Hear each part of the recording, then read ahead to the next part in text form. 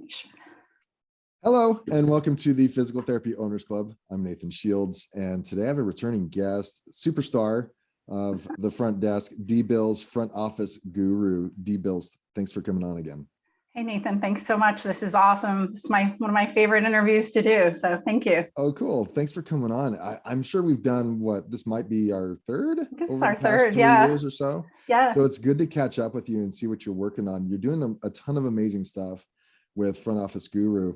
For those people who haven't listened to you in the past, number one, go back and listen to the previous podcast episodes related to front desk things in general, but get a little sense about where D-Bills came from in her story and what she's doing now to improve front desks across the country in all industries, not just physical therapy.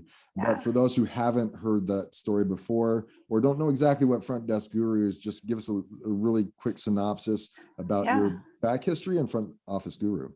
Yeah, I'll do the abbreviated version, the Cliff Notes. Yeah. So, Cool. So as a physical therapist, I was in treatment for close to 20 years. And then Mike started getting some coaching and consulting for his practice. And they were like, okay, D needs to be there too. And I don't think I ever saw myself as an owner or a manager. I was happy treating. And so, being committed to that, I shifted and I started working in my office, and I was taking a financial course, and I was like, we need to make more money. Like we're not going to survive. And I'm like, how do we do that? And they're like, find where you're bleeding. And I sat there in this course and I was like, front desk, and I realized that my front desk didn't have cancellation training and they didn't have schedule training, and our schedule looked like this. And I just was like, wow, I got to handle this. And so I was blessed. I didn't have to provide or treat at that time. And I just started digging in at the front desk and creating systems that worked. And we took our arrival rate from 75% to, I think my team now has it at 96, 97% every day. And without me there, thank God.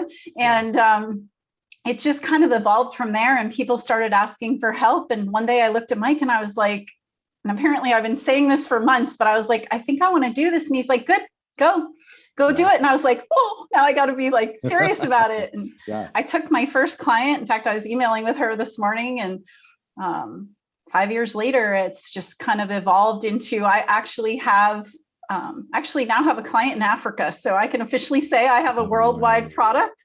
And congratulations. And we've actually like met and talked online, and that is cool. It's so Front Office Guru kind of came from me developing systems for our practice that worked really well, and seeing how it put my front desk in the right mindset and the right driver's seat. And it really divided in the right way the duties in the practice, so that we have a very, when everybody's trained up, we have a very good machine that provides great care and all of that. Yeah. And what I love about it, and the reason why I've referred my coaching clients over to you is because as physical therapists, we need to recognize that we're not the front desk experts, right? We shouldn't assume that just because we're high achieving people and we accomplish great things and do good things for people, that doesn't mean we're good at the front desk, right? And so anytime you can hire out to save energy and allow you to focus on other things, I think is highly valuable. And if there's one place in the entire clinic that can lose you the most money, it would probably be front desk, wouldn't you say? Sure. Yeah. Well, I mean, you think about it, they're the first, last, and every point of contact in your practice. Their job is to coordinate care. Your job as a provider is to provide the care. As an owner, your job is to run the practice. And so if you don't have well-trained people at your front desk, you're losing those more challenging sales, you're losing money, visits, and also your providers end up having to handle things that they shouldn't handle. They shouldn't have to. Right? Yeah, they shouldn't talk about money. They should just be like, this is the plan of care. And your front desk is like, okay, let's talk about how we're going to make that work. And so, exactly. And it's interesting how some of those super significant KPIs, like arrival rate you mentioned, when you can improve, I have a KPI calculator that I got through the peer-to-peer network, but if you can improve that arrival rate from say 75 to 80 to 85%, right? That's what, maybe a 15% increase in arrival rate. what that does to your bottom line profit margin is like a 40%, 50% increase over the course of the year. Yeah, improving huge. something like that comes down to simply improved net profit margins because your expenses stay the same. Yeah. So really focusing and spending the effort and time on a single statistic that the front desk handles and that you're not individually handling yourself can go a long way. Yeah, it's a big part. And, it also creates ownership. Our front desk manages quite a few stats, like 5 main stats. And when they're all running like they are right now, very high, there's a winning mindset. Like it's not I think that you and I know that from past training that we've both had, but in order for a team member to really have ownership in their position, they have to not only be trained, but they have to track their own stats or metrics on it and be able to say, hey, I'm hitting a target or I'm not. But then they also have to have training and the tools to know where to go to fix it. It's not just like, oh, here's your arrival rate. Great. Oh, your arrival rate's not good. And your front desk, like, I don't know how to fix it. Right. And there's a big part of, like you said, owner training training isn't just the owner getting training. Because if you're the owner that the only one that gets training, you're going to single hand this forever. Yeah. Right. And I remember Mike doing that early on where he was the only one getting training. And he was working, he's like, I want to get down to a normal work week. And he was like 70, 80 hours because nobody else was trained yet. And so the minute we started training staff, now he was able to step away, do other things, expand himself. Well, I know people who are listening are going to kick me if I don't ask the question. Your front desk has 5 key stats. Do you mind sharing? Oh yeah, absolutely. It's in all my blogs and stuff too. It's on my website. So there's 5. The first one is actually one that most staff or clinics don't track consistently, and that's calls converted to evals. So that's your conversions, right? Nice. You were talking about arrival rate being a financial boom if you get it up. Believe it or not, if you can do the math on your average plan of care, let's say it's $1,000 for every additional new patient your front desk converts. That's a potential $1,000, plan of care. Right. And so the average practice could lose anywhere from 5 to 10 a week if your front desk isn't trained on selling anything other than that low hanging easy fruit. Wow. So that's the first one. Do you count all calls as potential sales calls? So anybody if they're not calling, if anyone that's not an active patient is a potential sales call? Yeah, think about it. What do people say? The average front desk identifies the easy ones, right? Hi, I need physical therapy, or hi, I need your help, or whatever service that you provide. But what about the people that say, hi, what are your hours? Do you take my insurance? Do you do cupping? Because I saw that on the Olympics. I like to put that one out there because it was a big one a few years ago. Yeah. And what is if they're untrained, the average front office person, being very kind and generous, will say, well, sure, absolutely. Or, well, I'll have to check on that, or whatever the answer is. But guess what?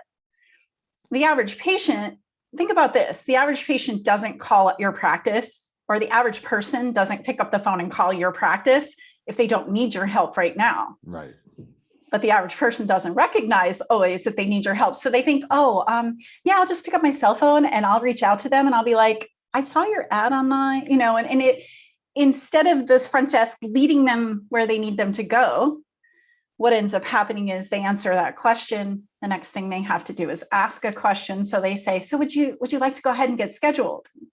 What do you think on average, the average person who's not ready to commit says? No, I'm just looking around. Exactly. I'll call you back. Yeah. Now we don't have any information. And by the way, for all the people that use like the voice, online voice stuff and collect all this data, your front desk doesn't want to call those people back because they didn't develop a relationship with them. So a big one, we're talking like $500,000 a year. A practice could improve just handling that first stat, which is conversions. Transitioning those window shopping calls into actual new patients. Right? Yeah. Now, obviously, we have to have the support network behind it, the PTs, PTAs, or whatever provider we have. Right. Sure. But if you're running on a not full schedule, right there's a huge way, because we're not just getting one visit like we would handling a cancellation. We're getting 10 to 14 visits if we're a recurring treatment model. right? Right. So that's one, that's the first one. The next main stat is arrival rate. Now you can diversify your arrival rate and look at new patient arrivals and current visit arrivals, because you could think, wow, I have a really crappy arrival rate, but your current patients are all showing up and it's your evals that are the problem. That's a whole other area that you need your front desk to be trained in, right? So we look at new patient conversions, arrival rate. Those are the two big ones. Sure.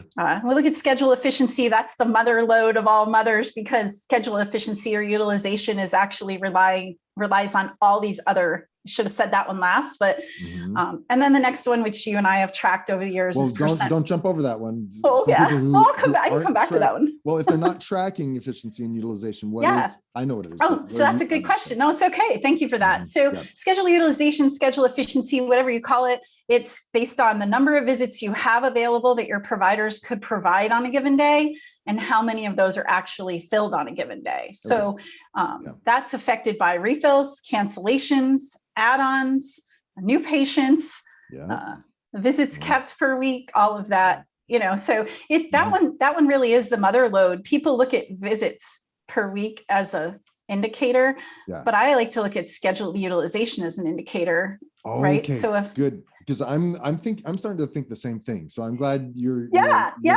backing me up on this, because I've been telling owners, total visits, yes, you track total visits, that's like a no-brainer, but that utilization efficiency number tells so much. But correct me if I'm wrong, I see it as the one key thing that the front desk is responsible for. Yes, it is to get patients in the door, and that's what I talk about. Yes, all the so time. We're on the same page. Good. Yes, that is huge. Like, think about, and that's actually what I teach them is, look, your main responsibility is to fill that schedule, because the provider's main responsibility is to provide the care. And if you think about it, your provider's your resource. I don't care what specialty you're in, your provider's your resource. It's the one that provides the care, that helps people.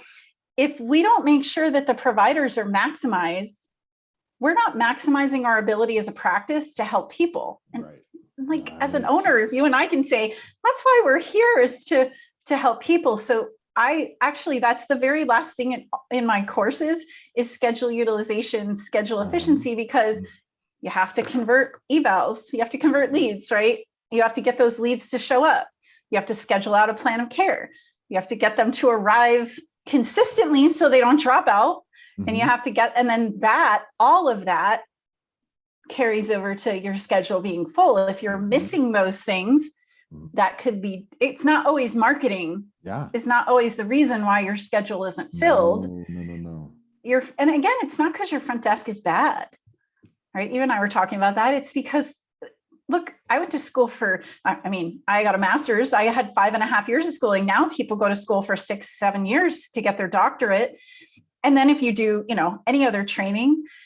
So I look at that, and as a provider, think about, like, even when you first came out of school, nobody just said, oh, there you go treat patients, right? You got a little mentoring, and maybe not a lot, but you got mentoring, and you worked your way in. All kinds of training. Yeah. But then think about the front desk. We didn't go to school for that. You didn't go for school for that. Yeah. And so, but they come on board. What kind of training did they get? Hit or miss. Some practices, I have talked to some practices, I'm always impressed when they're like, I got a training program. Heck yeah. And they're like, but I want to make it better. But the average person, it tends to be on the job. So Sally trains Sue. And if Sally ever play a game of telephone, when you're a kid, or do your kids do that?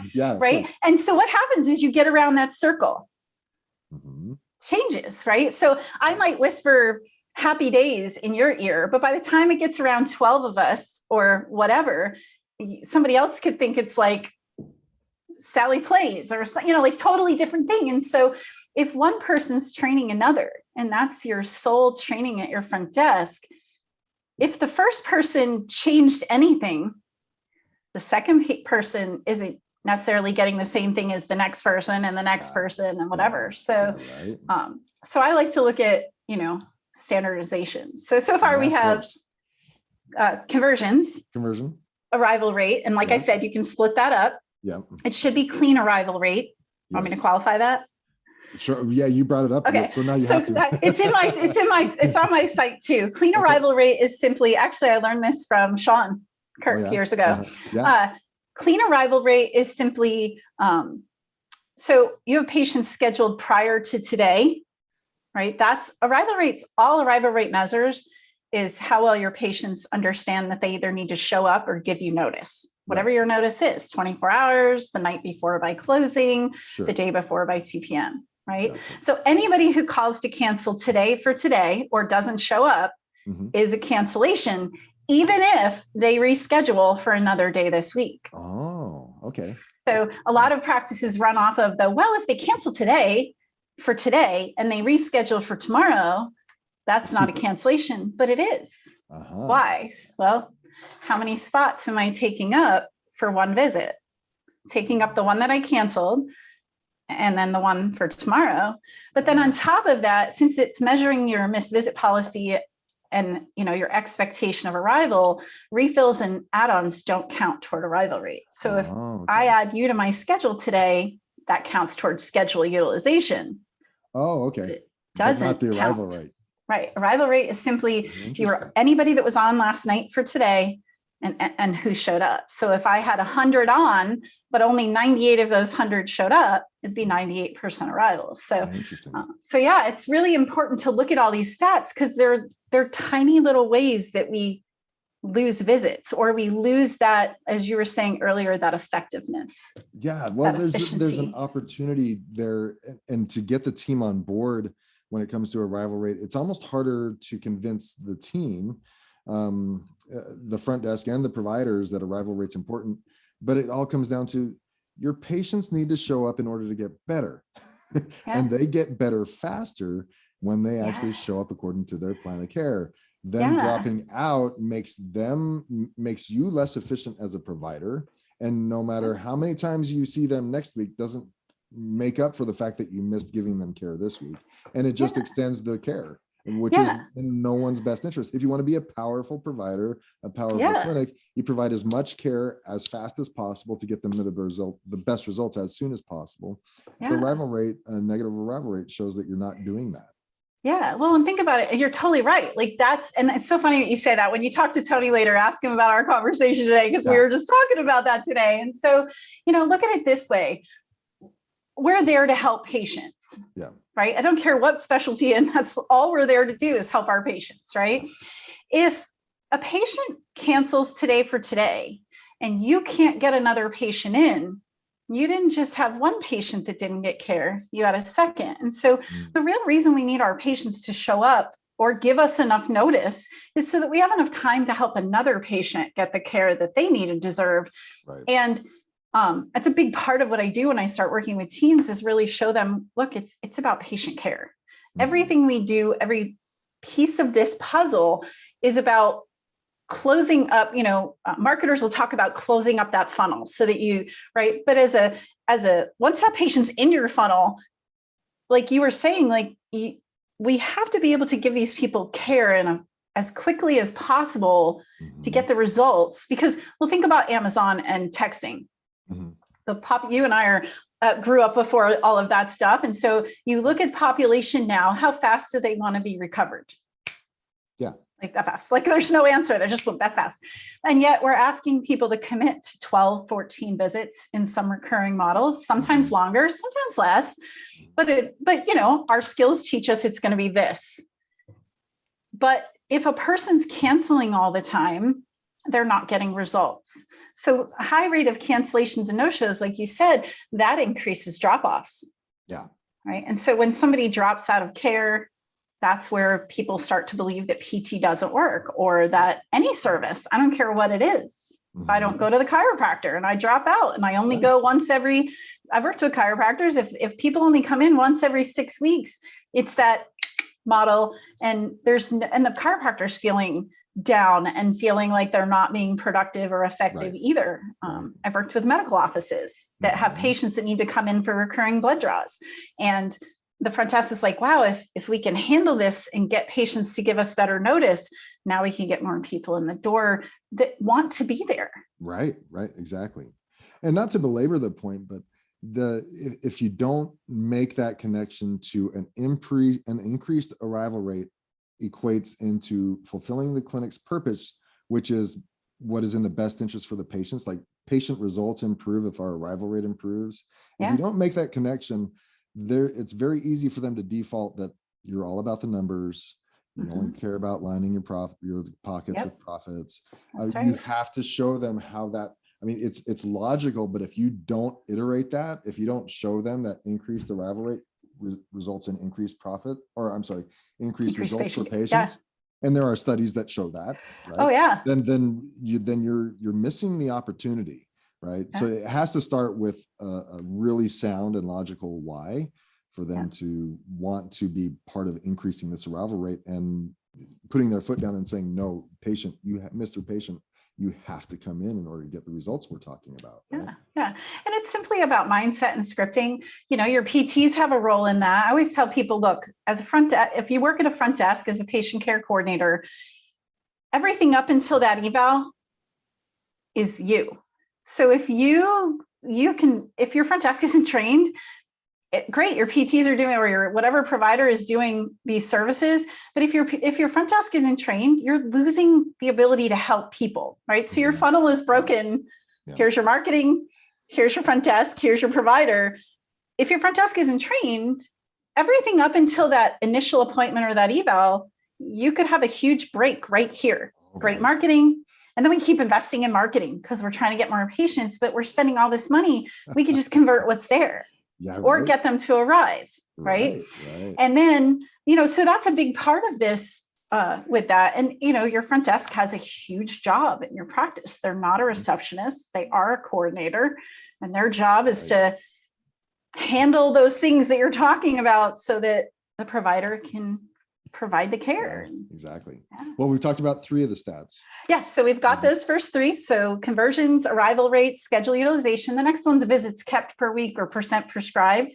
So that's, as a provider, if you're a recurring treatment model and you prescribe 3 times a week or 2 times a week, and this is measured by patient and overall by your patient list, what's the percentage of visits per week that each patient is coming in for or attending, because that also affects cancellations and dropouts, right? Right. And so that's where the getting the patient to reschedule no matter what, right, and not adding it to the end of care, because when do patients really need our care? You and I know that, right? Now, not 6 weeks from now, right? Yeah. So that's where by the way, if you add it to the end, that's where you get those patients that drop out 1 visit before they're discharged, because in theory, they needed it sooner, right? So there's that one.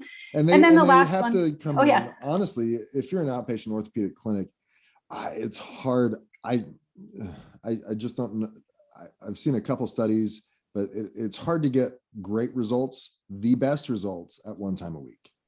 And and I don't know about you, but when owners start tracking that particular statistic and they're assuming that patients are coming between 2 and 3 times a week, and then they track that average and it's closer to like 1.7, 1.8, 1.9, which means more people are coming 1 and 2 times a week, right?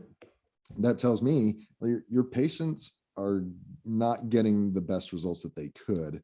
I would expect that number to be closer to 2.2, 2.3 if you're humming pretty well, right? Yep. Yeah, we actually, so you've obviously read the same study I did, that, and I think the number is actually if a patient's average over the course of care is anything less than, it was like 1.96, their likelihood of dropout and unsuccessful completion rises exponentially. So the more it gets below 2 a week, the more it is. And so it really is our responsibility as a provider to get that patient in the door consistently every week. And when you do, your average completion, successful completion goes up, which in our country, Mike was just telling me whatever the number was. So for years, the number was like 60% on average in the US, 60% for PTs, successful completion. And I was like, oh, no, I can't have that. I have to have I think we run at like 85%, 90% is like our goal, but That's great. That's amazing, because the 2018 WebPT study said that successful discharge rate was closer to 30%. I know. That's what Mike told me the other day. And I was like, oh, I missed that. And I was a little embarrassed, but to me, that's like playing roulette with your patients. Right. 70% of your patients are essentially failing physical. They're going home and saying physical therapy didn't work for me. They dropped off. They don't believe in it. And maybe there's a small percentage of them that were legitimately discharged early and just didn't say anything. Yep. But I mean, still, if we have a 40% success rate, that's still pretty horrible as a profession. Yeah, well, and that's where it makes it a lot harder to justify what we do, to justify those higher reimbursements we were talking about, to really justify. Think about it. We you and I were talking about that earlier today, but look, people's responsibility, financial responsibility to their medical care has gone up exponentially. And the media wants you to think it's because of the provider or the doctor, but in reality, it's the insurance company putting more of the responsibility onto all of us. Right. But so when you have to justify, even if you're in a treatment model, it's solely insurance based, no private pay, no out of network, right? If you really want to handle your patients, you have to be able to have really great outcomes. One, because you need your providers to feel like they're winning. Yeah. And you need the patients to see that they're winning in order to justify a higher model. Yeah, exactly. So that's one key statistic that, well, a number of these statistics outside of the arrival rate just aren't tracked on a regular basis. And unfortunately, correct me if I'm wrong, but a lot of the EMRs out there don't help you track these Not either. at all. In so fact, it requires some manual effort most of the time.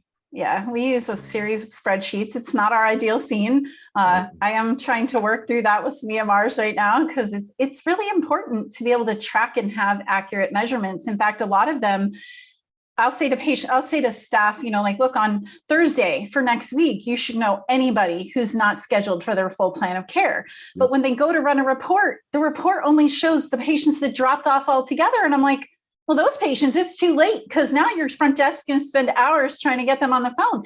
You got to handle the people Thursday and Friday. Here's a tip for you guys. You got to handle the people Thursday and Friday that are walking through your door that are not scheduled for their full plan of care next week. And if you do that, you'll see a massive, I'm actually working on that with one of my practices that I'm doing one-on-one right now. This owner has come back to me 3 times in the last 5 years, and we are really digging in on this one with his team, making sure that Thursday and Friday, they already have next week, like all their patients that could be booked for next week, booked for next week. So now they know how many extra evals they need to do, or what else they need to do to manage their patients. So this was a successful action of ours that I've tried to teach my clients as well. As we did what was called the weekly walkthrough on Thursdays with the front desk. And this was the front desk responsibility to report to the clinic director or owner in a very small clinic. And it ended up being like a 15-minute meeting max if it was run well. But it all starts with having a clean, active patient list. Right? It has to be clean. That's like big. All the drop-offs are taken care of. You've discharged them and you've tracked those discharges, all that, but you have a clean patient list, and it's an Excel spreadsheet. Who's scheduled for next week? Well, how many times did they come in this last week? And how many times are they scheduled for next week? And is it according to the plan of care? And if they're not scheduled for their plan of care visits, then you need to have comments and status next to each one of them. As to we highlight their patient name. Same sheet. We highlight their patient name by a certain color, and they immediately get put on our unscheduled list for next week. So even if you're in for 1, but you're supposed to be in for 3, you're on our unscheduled list on Thursday. And so that's, I love, well done, my friend. Like that is, well, look, and I'm glad you're working on that. I work on that too, with clients, because it's not easy to track that one, right? Because it requires a little extra manual work. But I will tell you, the practices that track that and are handling their patients on Thursday and Friday, the front desk feels like they're winning. They don't feel like they're behind. The owners are really happy. The clinical staff aren't wondering where their patients are. And you're getting more sick. The goal is, 70-80% at least successful outcomes, because think about, we started hanging success stories on our clinic walls probably like 5 years ago, 6 years ago. And last year during the pandemic, we had the clinic, we repainted the clinic. And so we took it all down and they reorganized stuff the way they wanted it on the walls instead of this, but it like the clusters on our walls now of successful completions, patients come in and they actually are like, wow, that's really cool. Wow, look at that. There I am, from the last time I was here. And, and so, you're able to promote more when you have the ability to say, look at our successful completions. Yeah. And it simply started from me standing there, and I was treating full-time at the time, and saying, we just had a slew of new patients and we're not significantly busier. What is going on? And so I gave it the responsibility of the front desk, write down every single patient that was supposed to be in, tell me exactly where they're at and why they're not in.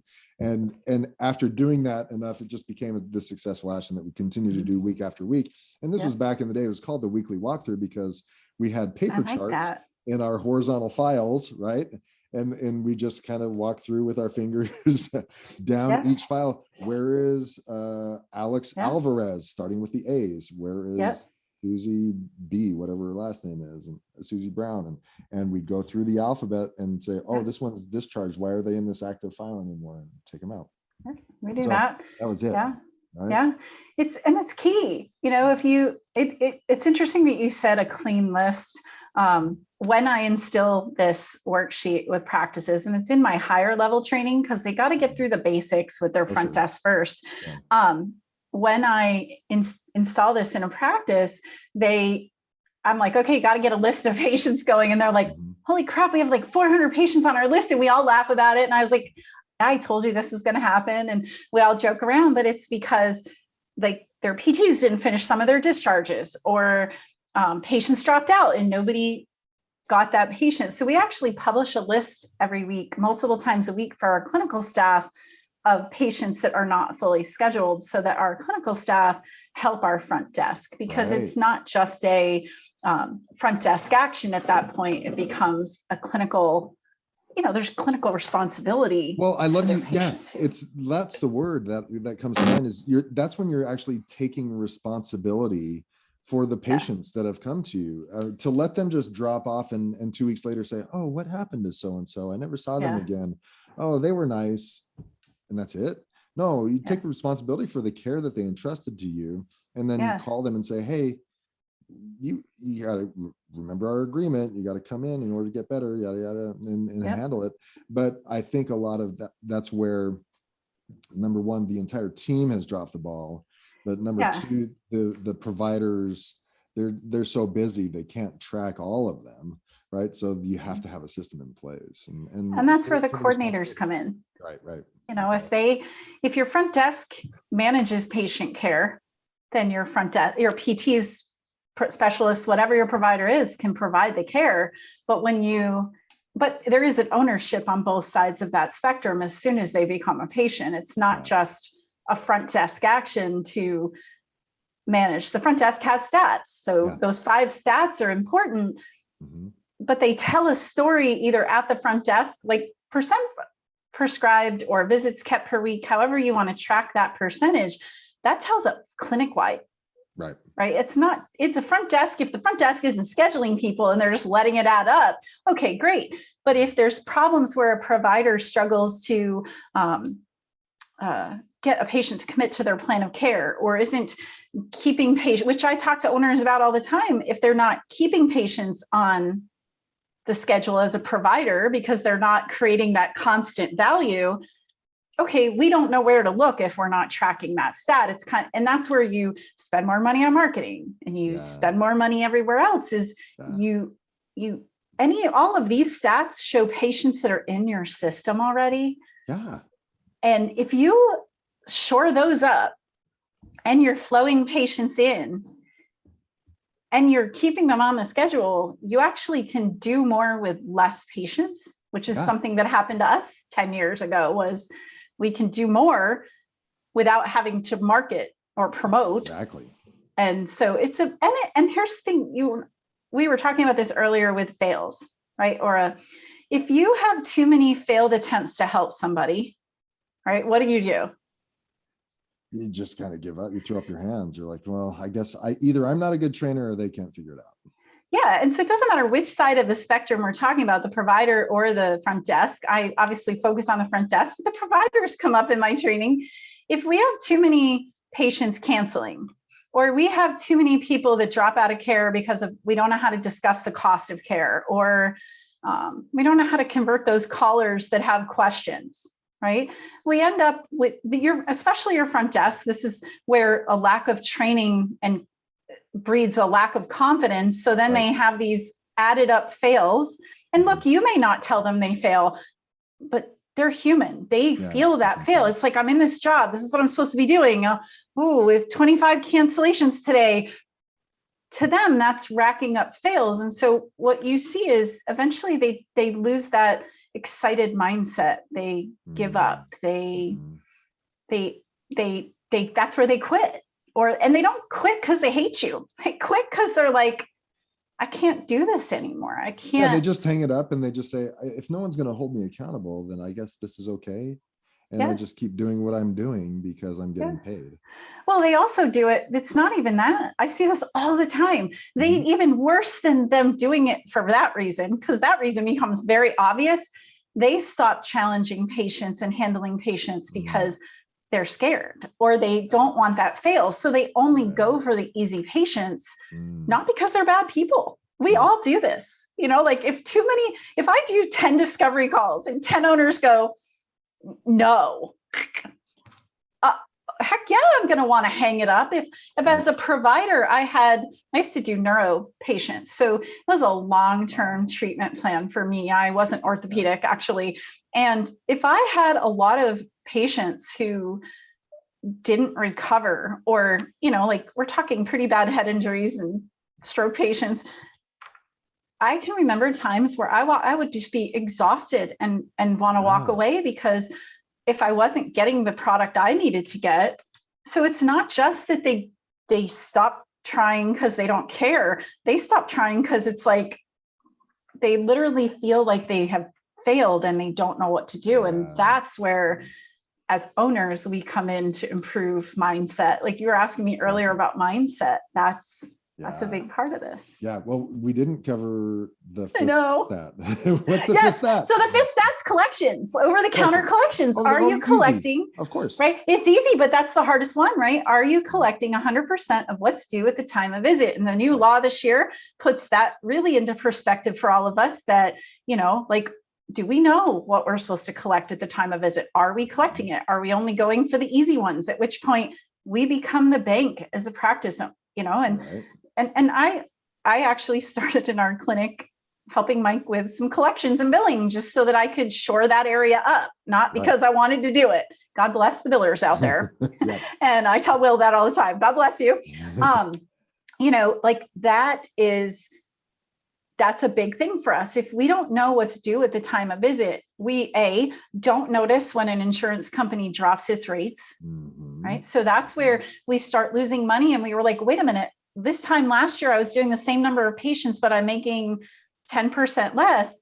We should know at all times what we should be collecting at the time of visit and try to collect at the time of visit, because think about if you're in care, if I'm your provider, right? 3 months after you're done with care, do you remember how amazing I was potentially? No, there's a lot of fuzzy generalities that it was good. Yeah. So now you get a bill from me 3 months later. Is that on your priority list? Oh, no.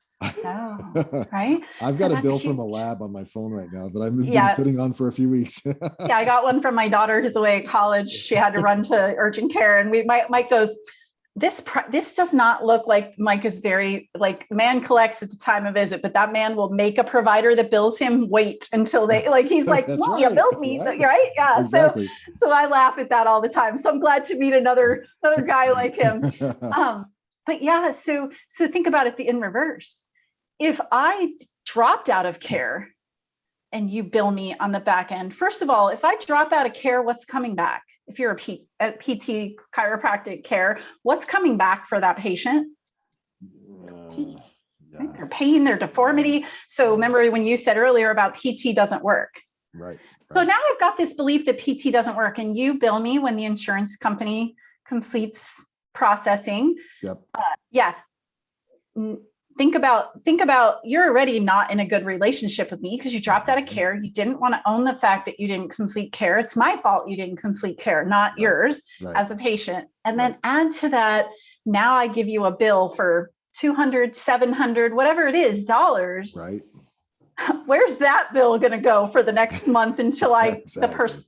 Yeah. So there's a relationship that really goes downhill, is that person that could have come back to you. If they get a $300 or $700 bill 3 months down the road, as a patient, your relationship with them could completely be broken at that point, because they're like, well, forget you. I'm going to put this over here. I'll pay it eventually. Yeah, that's the final nail in the coffin right there. Yeah, that's a good way to put it. Yeah. And so I like to look at all of these things with a front desk, because when you can get these 5 things working really well, now the practice is running like a much more well-oiled machine. And when I say machine, we're talking not cookie cutter. We're talking about your patients are walking through the door and the first words you hear out of their mouth is, man, you guys got it going on. You know, this is like a system right here. Right. And that's what we want, because that's where our referral source comes from. And don't you feel like after doing this for so many years, that when you have those systems in place and things run smoothly, that the focus can now be on the care, and that be the highlight of everything, so that the front desk interactions are almost that are secondary and should be secondary when so many times they are the forefront. Yeah. You know, look, your front desk's job is to create a relationship with the patient. Sure. And to manage that patient's care in a way that there's no rub. You know what I mean? Like, think about it. If I'm on the phone with you, because you had asked me that earlier, if I'm on the phone with you and I don't sound confident, I'm talking to you and I don't sound confident, you've never seen in many cases, you haven't seen the provider yet. Or you haven't seen the provider in years, right? That's another case that can be a problem. Your life's changed. You're talking to me on the phone. I'm the front desk. I'm not confident. What's your trust level in the practice and the provider going to be if your front desk isn't confident and doesn't sound and look like they have it going on, not just on the phone call, but with the cancellation process, with scheduling, with collections? Yeah. What happens to the relationship and the trust level of the patient? It doesn't start off on the right foot. That's for sure. No, and it doesn't continue. Right. It's where all those little systems, like your stats are great.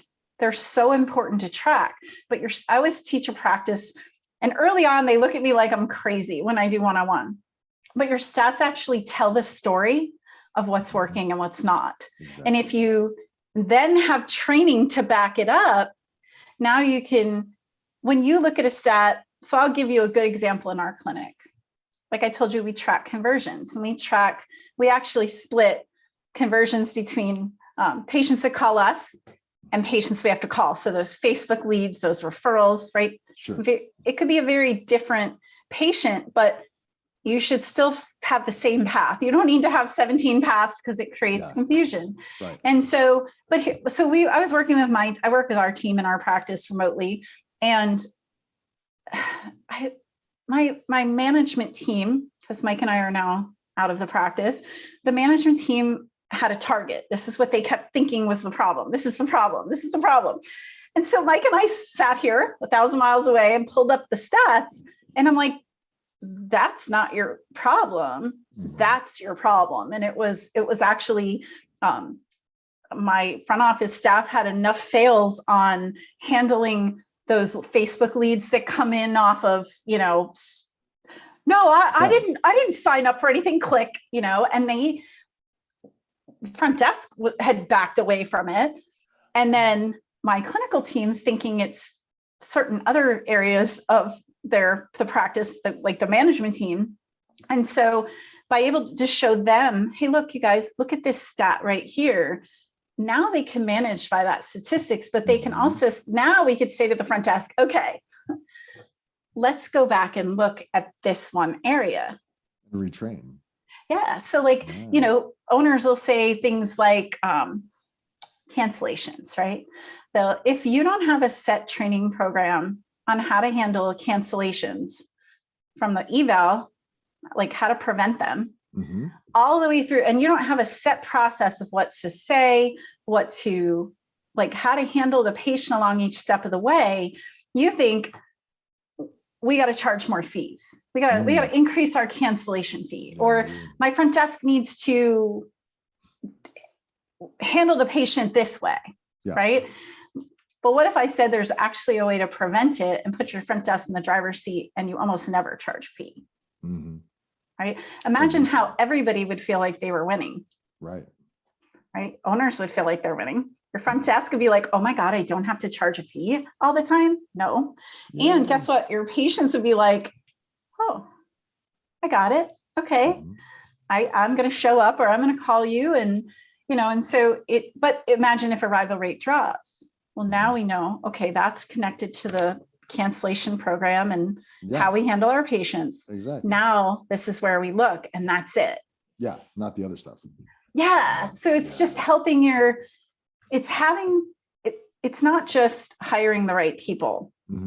It's having the right training that fits your practice, that gets product, and tracking the stats. Because if you track the stats tell you where to look, right? So we knew from that one stat where to retrain our front desk, or if we have a PT whose stats are down, we know, okay, it's that PT, and where do we put them back through training? Oh, okay, well, these aren't a problem. This is the problem. Okay, so let's put them through patient compliance, or, depends on what they're not following at that moment.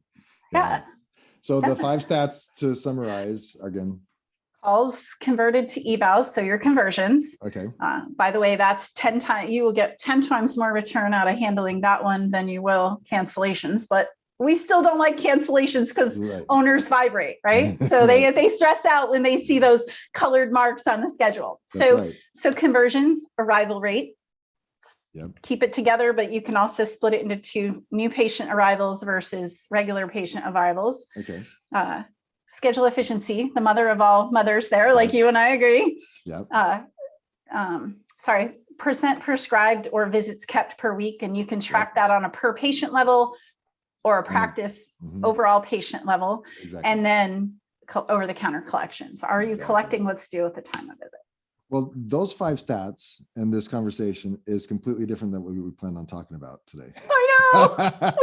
You and I could talk about everything. And so what I need to do is we need to schedule for another conversation. Oh, I'm back. Totally. The reason what we actually wanted to cover today is, what is the mindset and what is the personality of the perfect front desk person, right? What mindset should they have as they're coordinating care?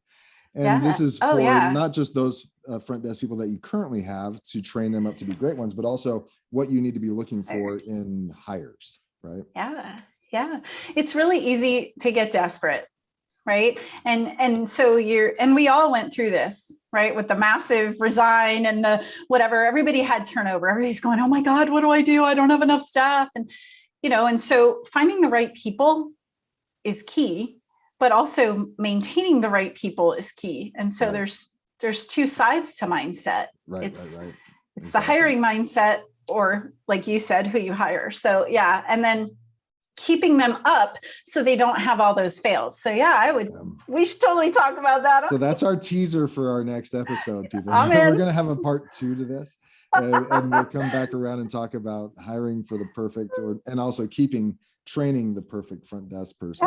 Oh yeah, definitely. You're up for that? But thank you for that. With me, we can end up talk. Oh my God, you and I could talk for forever. So anyways, thanks for your time today. Thank you. You shared a ton of great information. If people wanted to get in touch with you or Front Office Guru, how do they do that?